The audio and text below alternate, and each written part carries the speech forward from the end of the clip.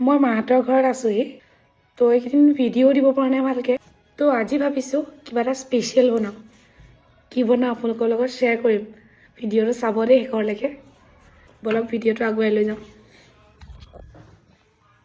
আমাৰ মানে কি হ'ল দাদাই মাংস আনিছিলে বোলো চাৰিজনে ধুনীয়াকৈ বহি মাংসত জোল বনাই ভাত খাম পাপাই মাংস নাখাওঁ বুলি কোৱাত ইয়াৰ আৰু মোৰ মানে দাদা আৰু মোৰ ডিচিশ্যন চেঞ্জ আৰু এতিয়া ৰাতি সময় হৈছে 9 আৰু আমাৰ দুটাৰ ডিচিশ্যন লৈ আছে আমি আজি মটন বিৰিয়ানী খাম আৰু বিৰিয়ানী বনাবলৈ যিহেতু অলপ মানে মেহনত লাগেই ন কিন্তু আমি মানে যি বস্তু থাকিলেও নাথাকিলেও বনামেই বোলো আজি তাৰপিছত সি লগে লগে বাহিৰলৈ গৈছে কাষৰ মানুহ ঘৰৰ পৰা পদুনা পাত আৰু নৰসিংহ পাত ছিঙি আনিলে আৰু এইফালে আদা নহৰু গুচাই মই ধুনীয়াকৈ পেষ্ট বনাই দিলোঁ তাৰপিছত ঘৰতে দৈ আছিলে যিহেতু তো সি দৈ অকণ উলিয়াই মাংসখিনি ধুনীয়াকৈ মছলা দি পেকেট মছলাও দিলে আদা নহৰু পেষ্ট লং ইলাইচি দালচেনি জালুক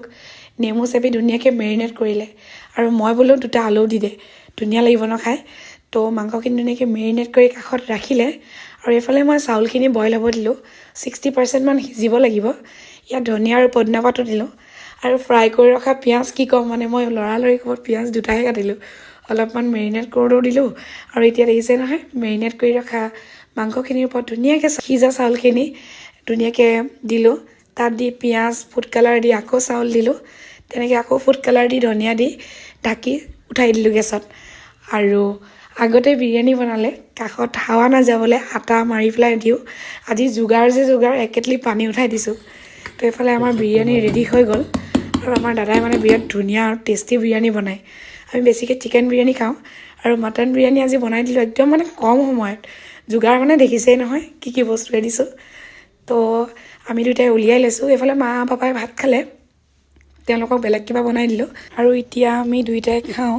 কেনেকুৱা হৈছে আপোনালোকক জনাই আছোঁ বাৰু দেই খাই লওঁ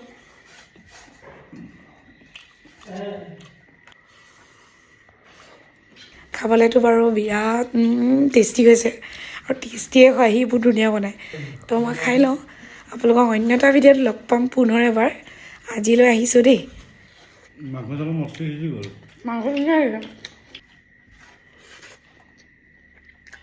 আৰু বিৰিয়ানী খাবা